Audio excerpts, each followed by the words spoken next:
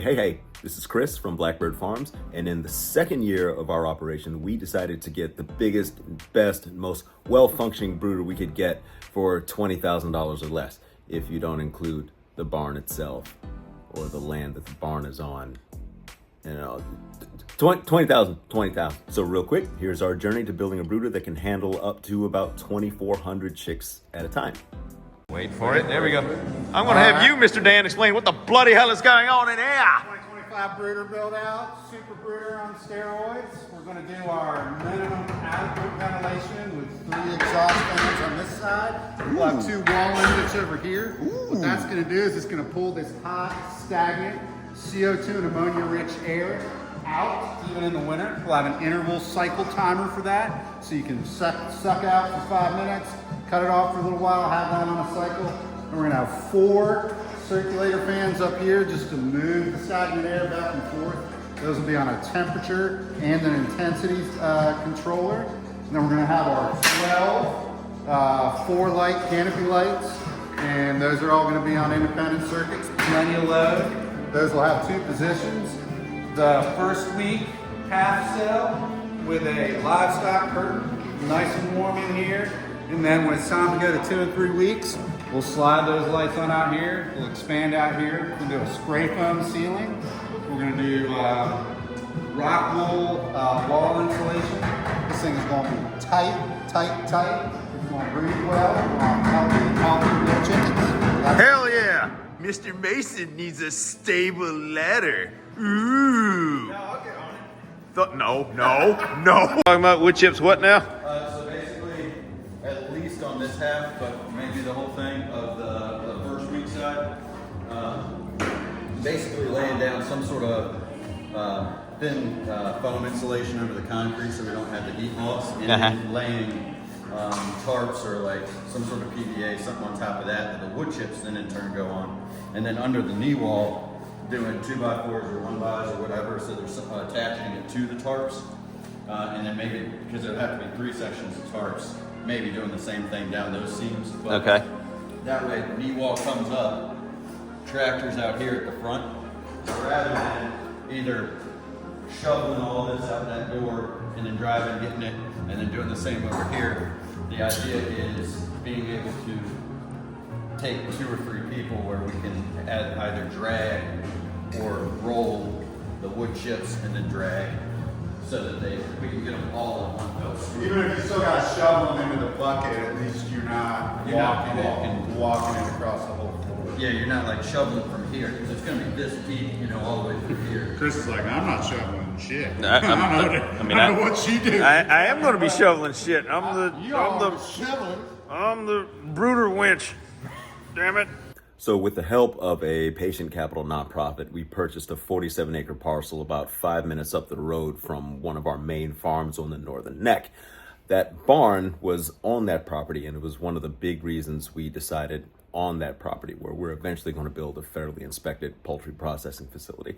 But what these guys were just doing there was ripping down all the old electric and cleaning out the barn. It had been used to store antiques, so it was a little... This is day 4.5. It's day 4.5. What's going on? So we replaced the breaker. We run all these pretty Silvanaqua pink wires. Ooh! Those are all going to the brooder legs. So you're going to have 12 brooder lamps, 2 on each circuit, and then 4 of them are going to be on a track. So that has to be first week chicks, and they're going to be able to shift out here to open up the whole barn. We'll do a livestock curtain in between there to keep more heat there. We haven't decided what we're going to use yet. These rough openings with the X's, that's going to be intake vents and exhaust fans. And these outlets all up here, there and there, are going to be the circulation fans that'll be mounted. And then the 2 outlets right there, that's just going to be for ambient LED lights. These are all basically more or less for us to like power wash and use tools and stuff. here, so we got switches for the lights and fans. But here and here, we're wiring in timed cycles for the circulation fans and the exhaust fans. Well, aren't you a fancy boy? And then, so yeah, basically all that's left for electrical is putting in those 2 switches and then doing the drop wires for the actual lamps, which Dan and I are gonna do next weekend. We're gonna pay you more soon so you can afford whole gloves and not whatever that is, Ned. It lets me keep my dexterity. And then over here, this is where it gets complicated with the well project and the new electric project. So we're gonna run some modern wire here. This weekend I've gotta cut this square of 3-inch concrete out. Oh yeah, I gotta rent a concrete saw from Ace. All right, Dan. And that's gonna be interesting. So I'm gonna be here for the job. I've marked everything with green tape that we don't want covered with foam. Okay. But I'm gonna have to, this is the well pump wire. I'm gonna have to, once I cut this out, pull these out because we don't want this covered either, but we want the insulation there. And then I found that on the wall. I thought it was cool. So we're getting 3.5 inches on the walls, open cell. Give us an R value of 13 on the walls. We're getting 8.25 inches on the ceiling, open cell foam, which will give us an R30 on the ceiling, which is why you're here. Uh-oh. All these holes in the fiberglass panels are no-go. So I have to go up there and cover them with new galvanized panels. Oh. And in case, Oh, so where the sunlight's coming in right there? yeah, see how it has holes in them? Yeah. So I was playing with the idea of just doing what I'm doing over here, but it's all open cell foam. So if that gets saturated and then that gets saturated, we'll have a leak. Yeah. Over here doesn't matter because it's all under. It's just keeping foam from going out the slats. But So now you need me to go up there with you. no. Oh. I mean, you're welcome to. I don't know. Welcome to come with me. No, I don't want to. But if you notice, I don't want to destroy. these are 1x. They're old school, so they're true 1 inches. Giggity. Okay. They're not 2x6s. So you better carry your white ass up that ladder, over that thing. You're gonna scurry your way up onto that roof like that dude tried to assassinate the now president, and you're gonna try not to fall through by using the ladder itself to distribute your weight across the roof panels. Yeah.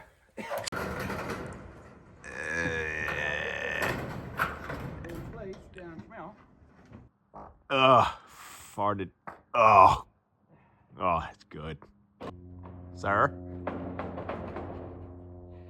Nope, don't like that. All right, he threw away his jacket, and his buzzards just started. Oh, wait, I don't have another shirt on. Yeah. Damn short-armed Irishman. So he's slowing it under that ridge cap so the water doesn't get underneath it.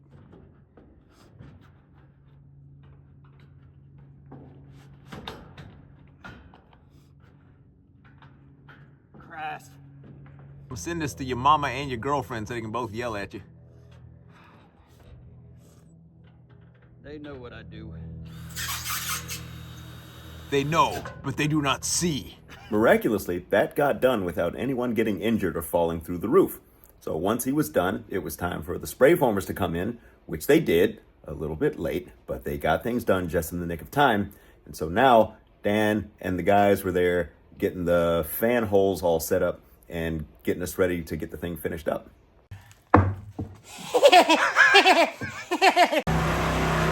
Supervising. Goddamn right. Your beard's almost as big as Mason's now. Not even. Not at all. Yeah, it is. This is twice as long. Or did you cut it? The photo you sent me the other I day. think yours you is just longer. No, the moist air just causes it to tighten up. tighten Okay. up a bit. To As be it a gets more junior, moist. to be a junior member, you gotta your beard's gotta be at least 3 fingers long. Hot dang.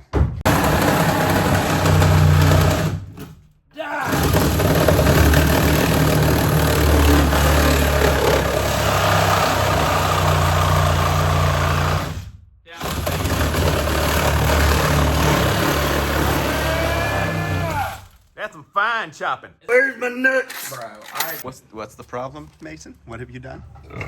What I done, I didn't do nothing. It's these cheap manufacturers. They only put. Is it the Chinese? they don't have DEI in China. It's a meritocracy. Hey, there you go, buddy. Switch work. Woo! One kind of important thing to talk about this process was how difficult it was to get service providers out to this site out here in rural Virginia. The spray foam people were late and over budget, and their equipment broke down like when they started the job. So they wound up getting done, just in the nick of time. The well, getting the water from the well was even worse. We had to get a new well pump put in. We had to get new tanks put in, all kinds of stuff. We went through 5 different well companies before we finally got somebody to come out and do the work, and we almost wound up having to do it ourselves. So that would explain what comes next. Mason, give us a dissertation on the frustrations that you have encountered trying to arrange tradesmen. What's it been like? It's been like. You ever been dared to put one of them? You ever seen a piece of dog poop on the side of the road that's turned a little white, and then your buddy has a camera, and he says, "Hey, I dare you to put your tongue on this," and then you do it, and then he's like, "Oh man, I didn't think you were gonna do it. I wasn't even filming." It's been kind of like that. What you doing up there, Daniel? I'm spray foaming. Oh. We can't have our specific gravity wall inlets work if there's gaps and cracks. Yes, very good. 1 inch. Okay. Oh, yeah. I love spray foam. Oh, shit. He's closing us in to die. Do an action shot. Second one down, you said? Very satisfying. It is. Yeah. Oh, Those turn on, and then Oh, yeah. It's going to blow all the crap out of here. It is. Oh, yeah. Well done, Daniel. Well done indeed. Yeah, that's what a little research and Amazon will do for you right there. Research on Amazon. dude, those things are $200, and they're made of plastic. Now that the fan system's working, next job the next day was for Dan and Mason to lay the tracks that the lights are going to run along, and they're on track so that we can move the lights into a different pattern configuration as the birds grow. So they start off real tight together with the lights all close together, and as they get older, as they get bigger, and as they get more cold tolerant, we spread the lights out more so they're able to run around a bit more and start stretching their legs.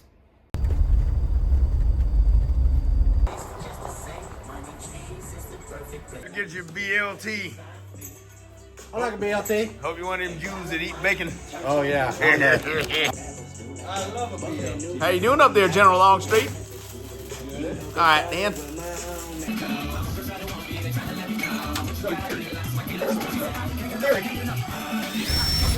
All right, y'all. We are less than 24 hours out from when 2,400 chicks show up. So let's see how our progress is on this brooder. All right.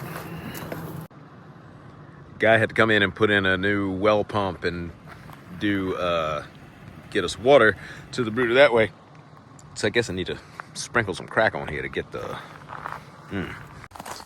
I am here bringing these last 2 apparently critical bits to finish, and there he is. Oh, He emerges from the hut. Oh my, you've been a busy boy, haven't you? I am going to install this switch because we were sent a bad switch the other day, so that's the last bit of electrical. Whoa.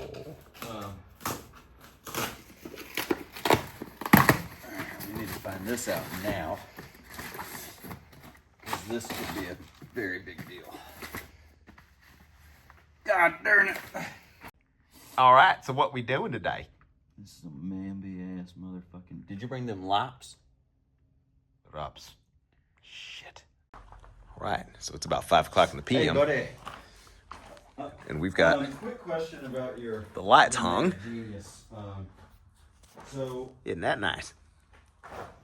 We were so close to our deadline, I had to go to Pennsylvania and get our chicks while Mason finished screwing in all the light bulbs and putting down the pine shavings and getting the last finishing touches done. So now you'll get to see what it looks like as we actually put birds in it.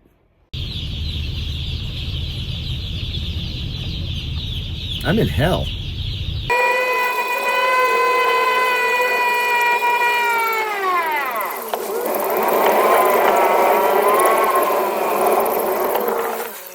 Yeah!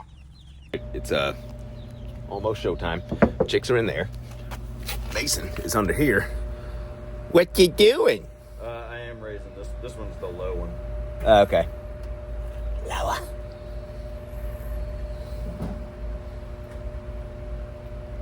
$2,400 heading in right now. Ready?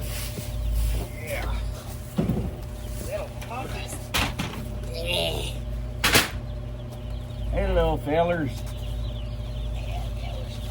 Oh, we're all wide awake now. Look, the whole crate of these little big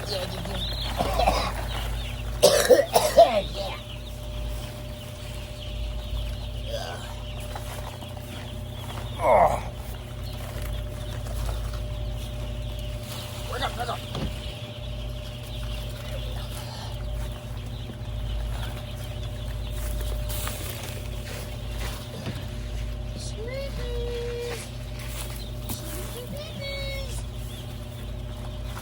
Get your ass up. There you go.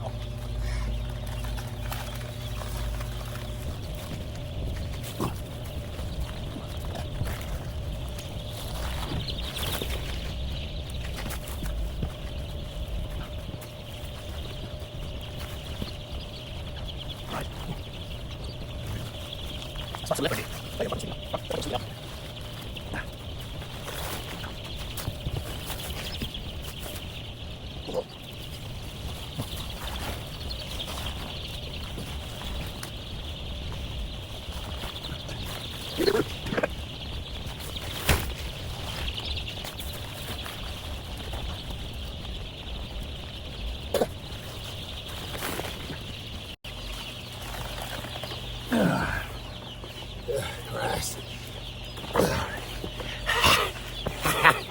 Yes. Come on in, buddy. Yes. I think I did that on purpose. I assume we're just doing deep beat dips based on visual. Yeah. inspection.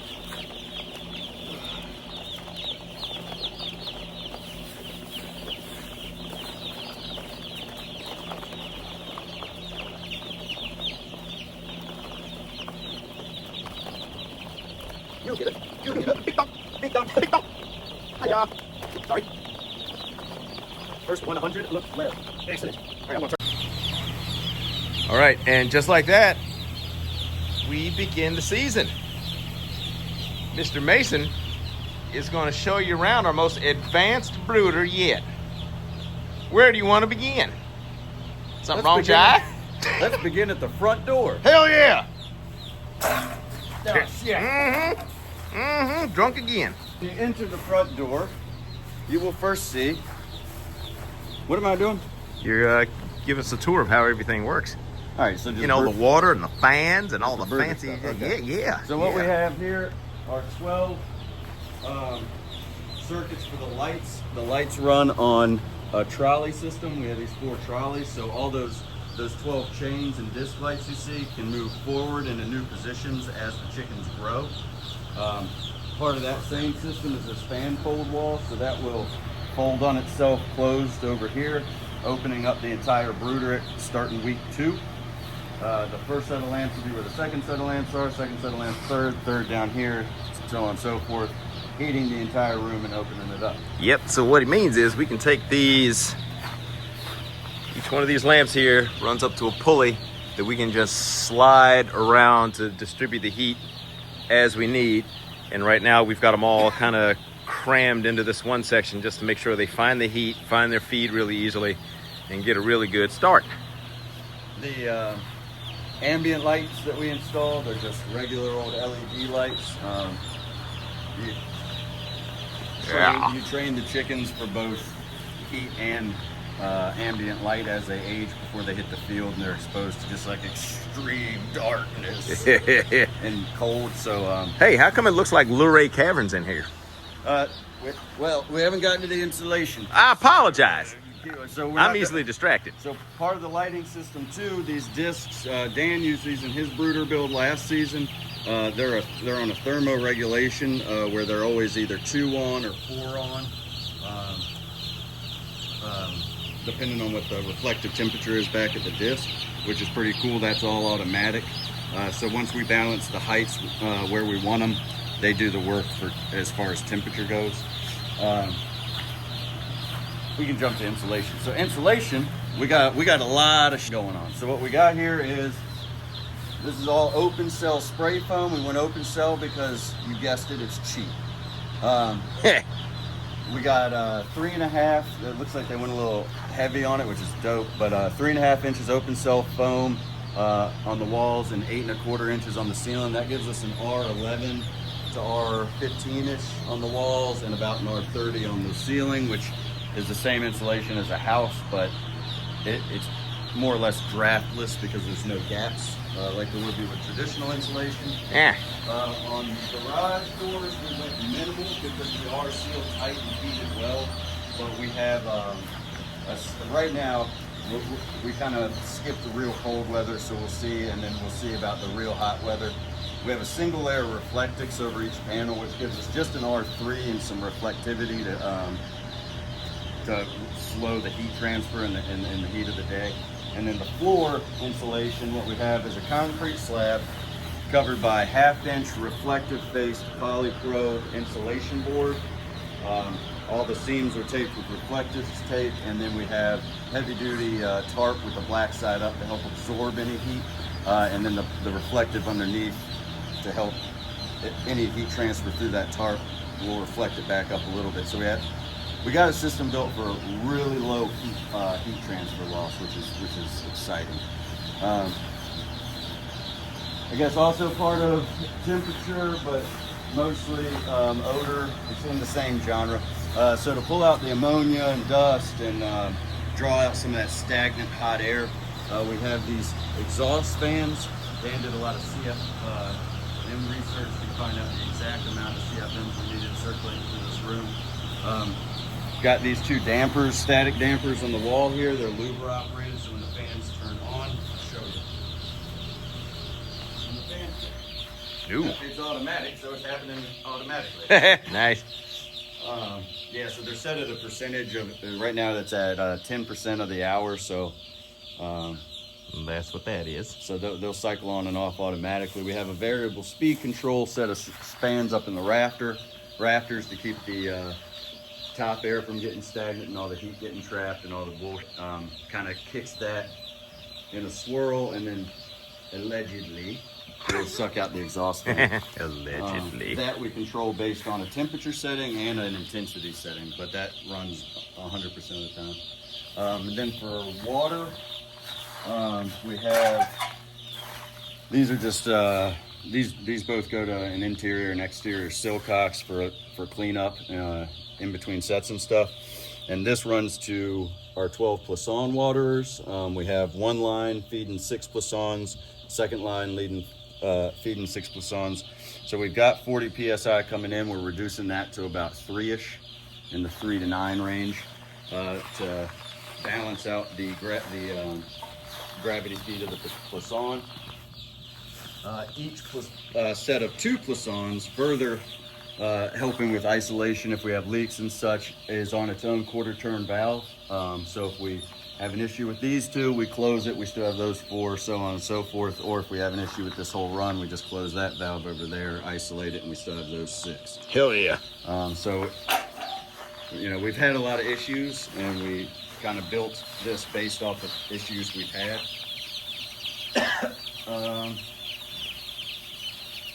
Oh, part of the insulation too, this partition wall ain't just a fancy little half wall. What it is, this also provides about an R1 and a slight reflective value. So actually the temp reading on the wall itself is about 80 degrees. Yeah. I reckon that's it. Unless you want me to get Thank super you, technical. buddy. No, don't get too technical. I'll fall down and go to sleep. Love you to death, though, baby. I'm hot.